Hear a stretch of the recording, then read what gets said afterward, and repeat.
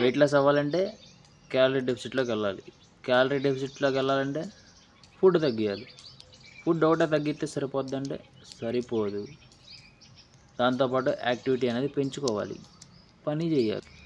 దాంతోపాటు రోజు ఒక 30 to 40 మినిట్స్ వాకింగ్ చేస్తే క్యాలరీ డెఫిసిట్లోకి అయితే వెళ్తాం.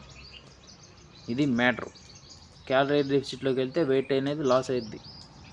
వెయిట్ లాస్ అవ్వాలంటే క్యాలరీ డెఫిసిట్లోకి వెళ్ళాలి. ఇది కదా పాయింట్. ఓకే, మన బాడీ అయితే ప్రజెంట్ ఎట్లా ఉందా, ఫ్యాట్ పూరా. ఇప్పుడు ఈ ఫార్ములా యూజ్ చేసుకుని మనం ఫ్యాట్ లాస్ అవ్వాలి. ఏంటి, క్యాలరీ డెఫిసిట్ అనే ఫార్ములా యూజ్ చేసుకుని మనం ఈ పొట్ట తగ్గించుకోవాలి, ఈ పొట్ట తగ్గించుకోవాలి, ఈ చెస్ట్ తగ్గించుకోవాలి. ఇట్లా ఊతుంది కదా, ఈ చెస్ట్ తగ్గించుకోవాలి.